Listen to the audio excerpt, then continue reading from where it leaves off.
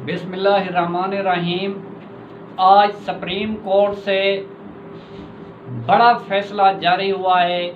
एक बड़ा फैसला जो full court bench practice and procedure bill के ऊपर समाअत कर रहा था। इस केस के अंदर दो तरह से फैसला आया है। एक फैसला ये है कि 7 और 8 जजेस ने प्रैक्टिस एंड प्रोसीजर बिल के अंदर जो कानून बनाया गया था, पार्लियामेंट से बिल पास किया गया था, उस बिल के अंदर एक शिक थी जिसका कनेक्टेड मतलब नवाज शरीफ की नाअहली को ख़त्म करना था।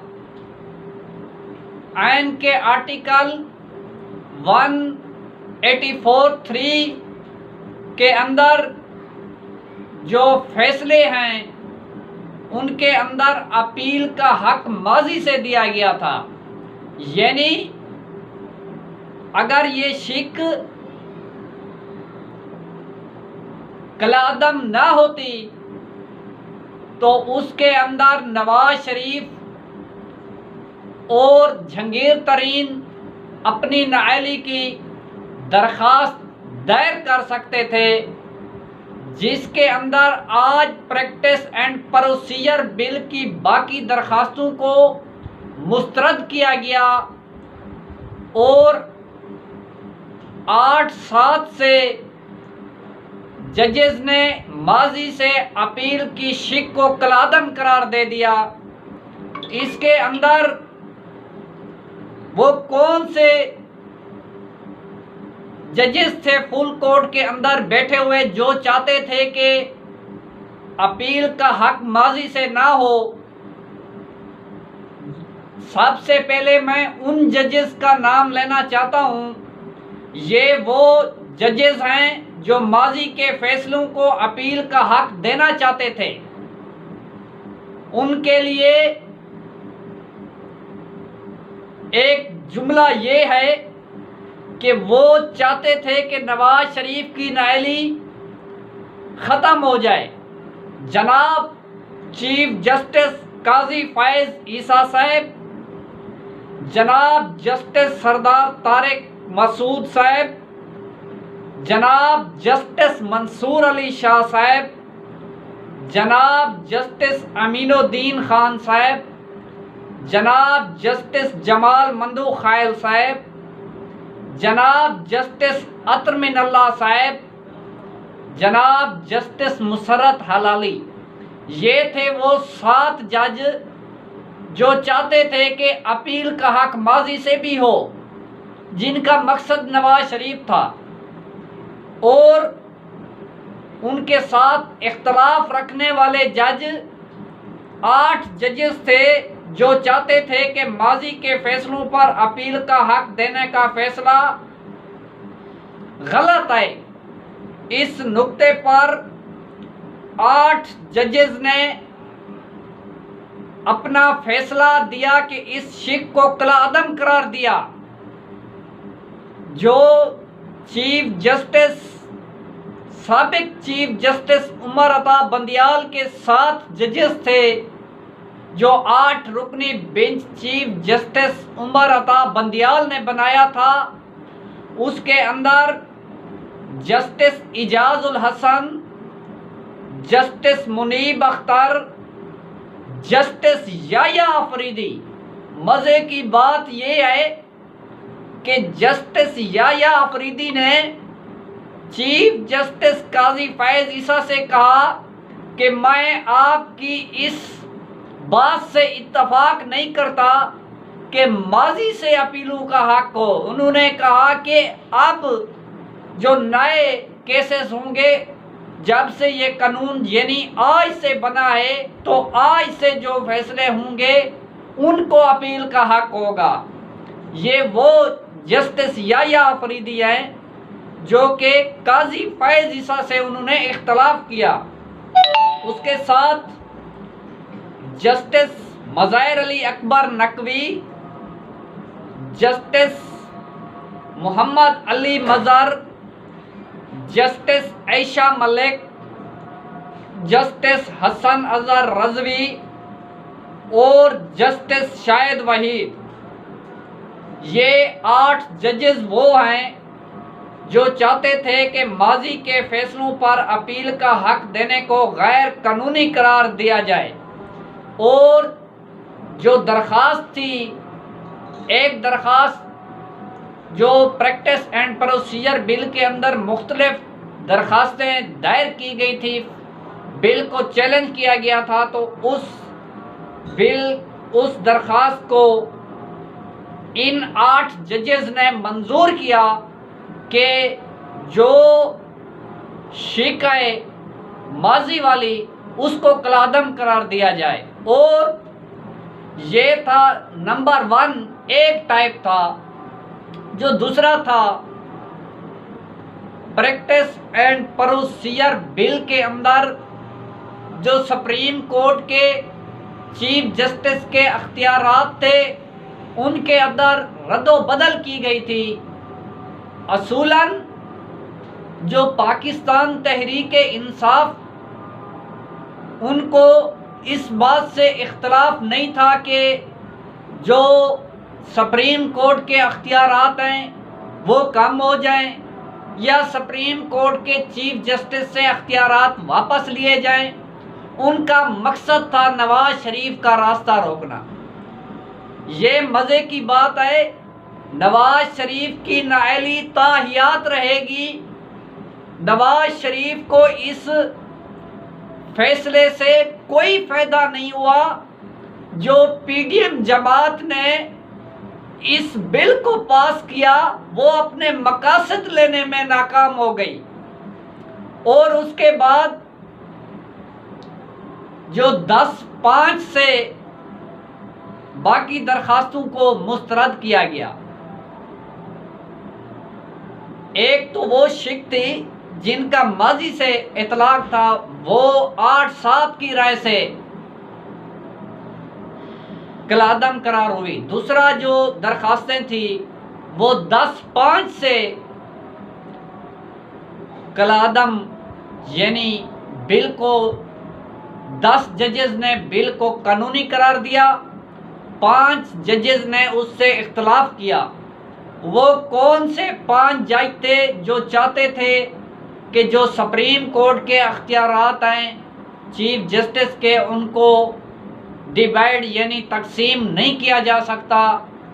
वो थे justice Ijazul Hasan, justice Munib Akhtar, justice Mazhar Ali Akbar Naqvi और जस्टिस आयशा मलिक, और उनके साथ जस्टिस शाहिद वहीद। ये थे वो 5 जज जो चाहते थे कि सुप्रीम कोर्ट के अख्तियारात को तकसीम ना किया जाए। 10 जजेस ने कहा कि नहीं, कि जो सुप्रीम कोर्ट के अख्तियारात हैं, चीफ जस्टिस काजी फ़ायज़ ईसा चाहता था कि मैं 2 सीनियर वकील से मशवरा करके वो बेंच तश्कील दूं और अपीलें सुनी जाएं। ये थे वो 10 जजेस। इन 5 जजेस ने उसके साथ इख्तलाफ किया। ये था आज सुप्रीम कोर्ट का बड़ा फैसला। ये उन जजेस का ये राय रखना कि माजी से अपील का हक न दिया जाए। असल मकसद इस बिल से दरख्वास्त गुजारों का यही था कि जो माजी से अपीलें हैं उनको लागू ना किया जाए। ये जो पीडीएम की जमातें थी, इन्होंने दिन रात मेहनत की और 2 नंबरी से बिल को पास किया। यहाँ तक कि असेंबली की बहस और कोरम का रिकॉर्ड अदालत के अंदर पेश नहीं किया गया। आज भी justice Yahya Afridi, justice Munib Akhtar, justice Ijazul Hasan ने चीफ जस्टिस काजी फायज ईसा को टोका। आज भी उनके साथ उनकी मुंहमारी रही। ये जो ड्रामा किस्त 5 दिन से चल रही थी, आखिरकार वो इख्तिताम को पहुंच गई। जो मकासद चीफ जस्टिस काजी फायज ईसा मुस्लिम लीग नून को देना चाहते थे, वो अपने मकासद देने में नाकाम हो गए हैं। बाकी जो फैसला हुआ है, इस फैसले का अब सबसे बड़ा फ़ायदा पाकिस्तान तहरीक इंसाफ चेयरमैन इमरान खान को होगा, क्योंकि इस वक्त पाकिस्तान तहरीक इंसाफ के चेयरमैन इमरान खान के ऊपर 200 केसेस आए। ये बात वहाँ पर आ जाती है जिस जगह पर जो इमरान खान ने कहा था कि मैंने अपना मामला अल्लाह की अदालत पर छोड़ दिया।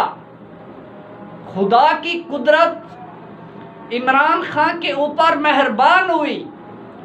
जो खड्डा इमरान खान को गिराने के लिए खोदा जा रहा था, उस खड्डे के अंदर आज नवाज शरीफ खुद गिर गया। चीफ जस्टिस काजी फायज ईसा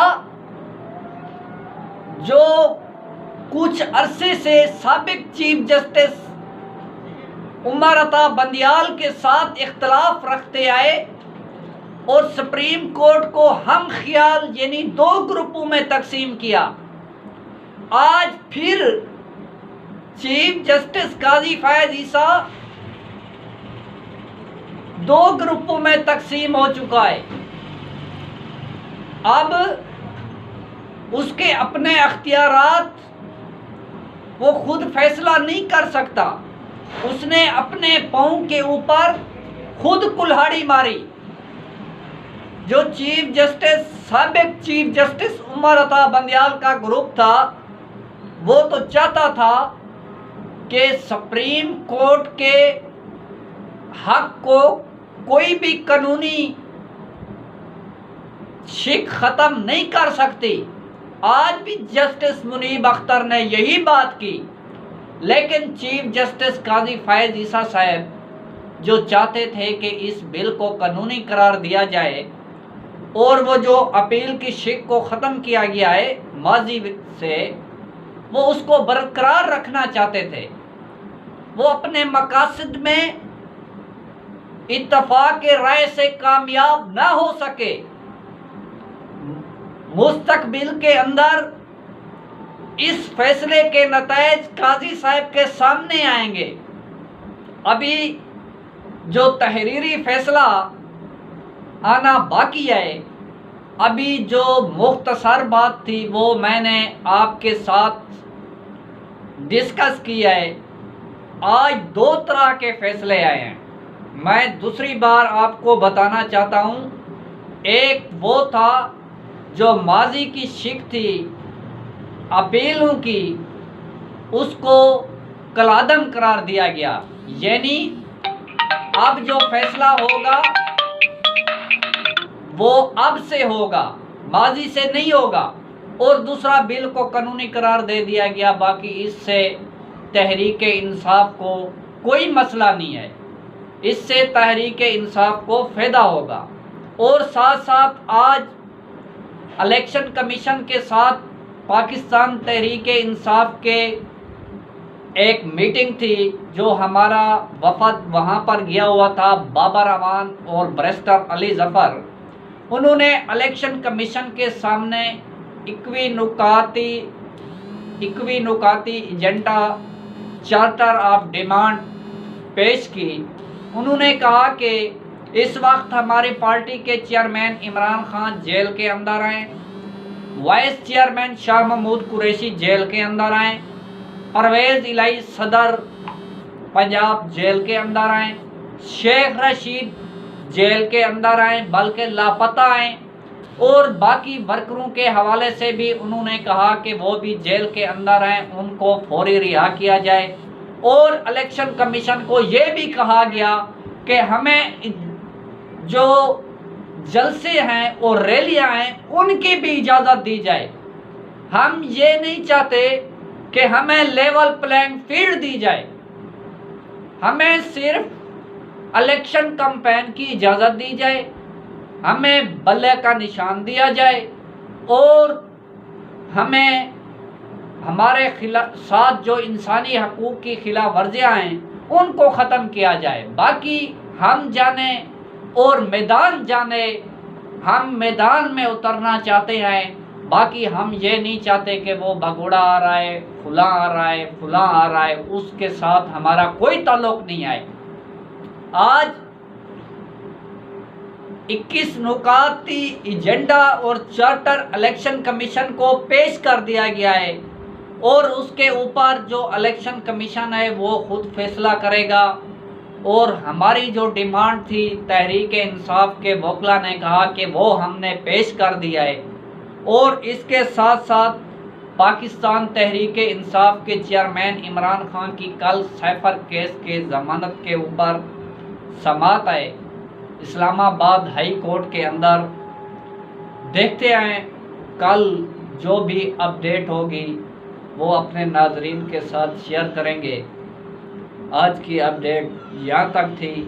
अगर हमारी वीडियो आपको अच्छी लगे तो हमारी वीडियो को लाइक और शेयर करें, साथ हमारे फेसबुक चैनल को फॉलो करें और यूट्यूब चैनल को सब्सक्राइब करें और हमारे आने वाली वीडियो का इंतज़ार करें। अल्लाह आपका हामी और नासिर।